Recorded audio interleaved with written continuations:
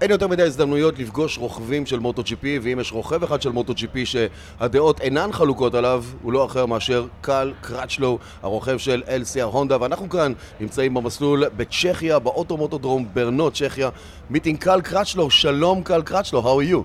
Shalom, how are you?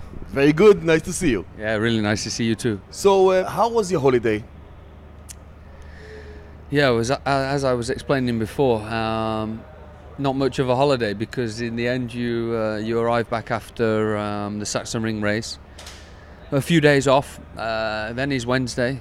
Then you only have 1 week really to be able to have some sort of rest or some sort of time with the family and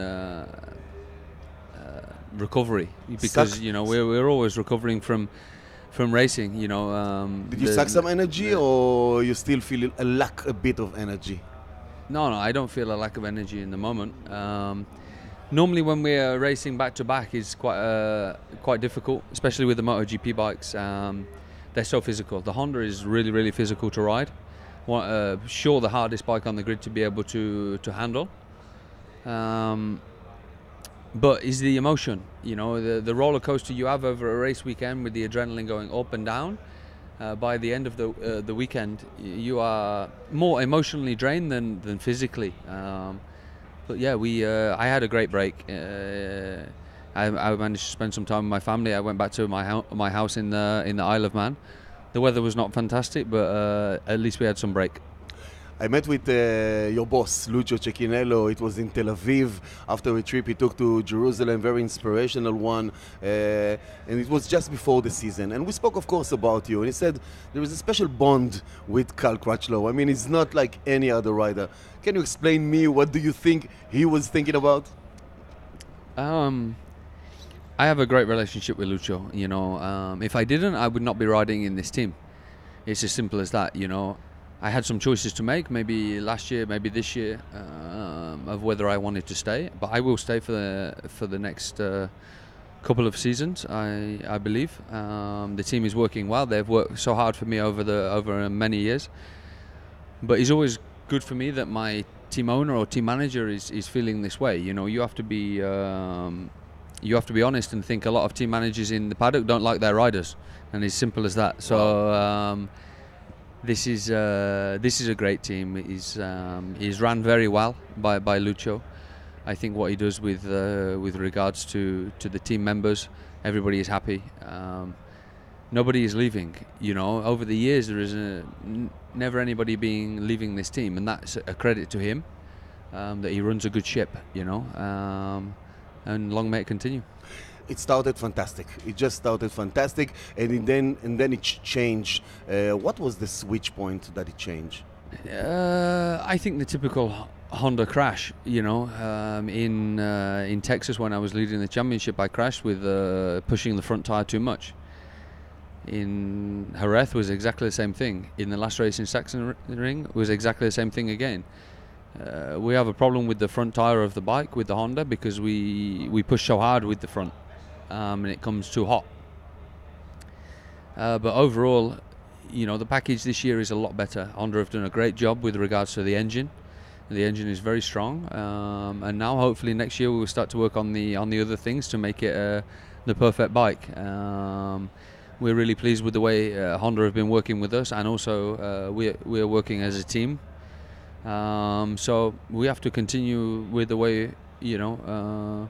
The way we know we can get results. We've been fast at every circuit this year, which is great, and I think the only satellite rider to be fast at every race. Sure, maybe we didn't finish every race, but we are there and competitive. There is, of course, a big debate about the two camps, the camp of Rossi and the camp of Marquez, but there is no debate about one rider in the MotoGP category, and especially about his style and character, and it's you, Craczlo. What can you say about it? I mean, people love your style. What is the crazy spark in that style, and maybe sometimes testing the limit and beyond?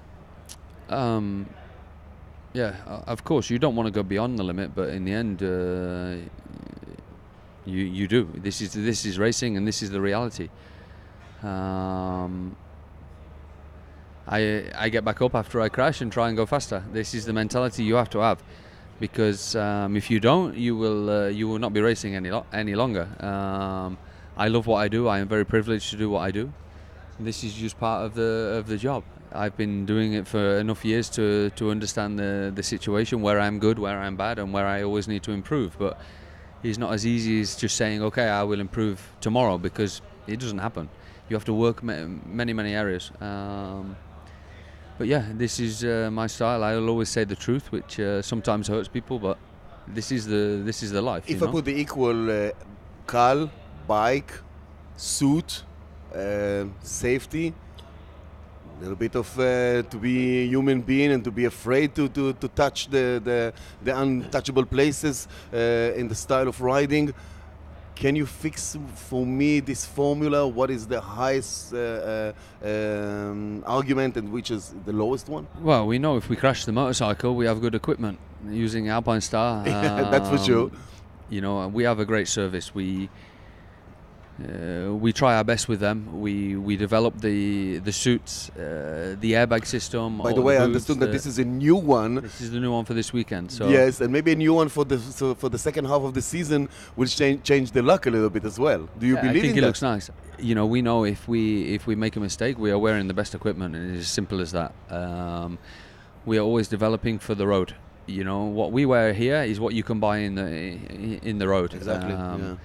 So yeah, we have no problem with our equipment, and Alpine Star do a great job as always. Their service at the track is second to none. As you see the amount of riders they have in the paddock, and exactly. And what they do on a race weekend, they're working very hard. So it's a privilege to be with them. So if you go over the limit, that's the the result is you crash in Alpine Star leathers. It looks like in the last races you're picking the same tires as Mark is doing. Any particular reason, or you don't look at him and you do what's good for you? Yeah, I do what is good for me, because earlier on in the season I was choosing maybe different to him. Yes. It's what you feel. It's the feeling you have with the bike.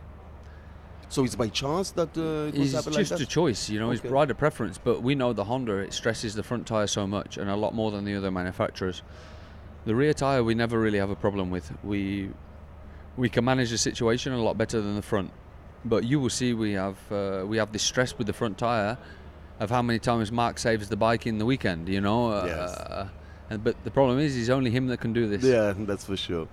The expectations maybe for this one in Brno and the second part of the season.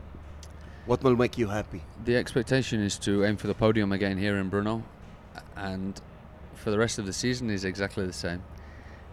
Because you know, if you are near this podium fight, you are racking up good points in the championship and are in good shape for the season. Coming back with the knife between your teeth? Always. To attack. Always. Attack. Always. We have to try our best, and I believe that mentality is a good mentality. So Carl, there is an Israeli connection with Lcr, with Mr. Butbol. What do you think about it? Yeah, it's fantastic, of course. Having an Israeli involved in MotoGP, it's not a massive sport in Israel, I don't think. So it's great to broaden our horizons. The team do a fantastic job with regards to promotion, media, and hopefully the good results on the track as well. So it works out and beneficial for all.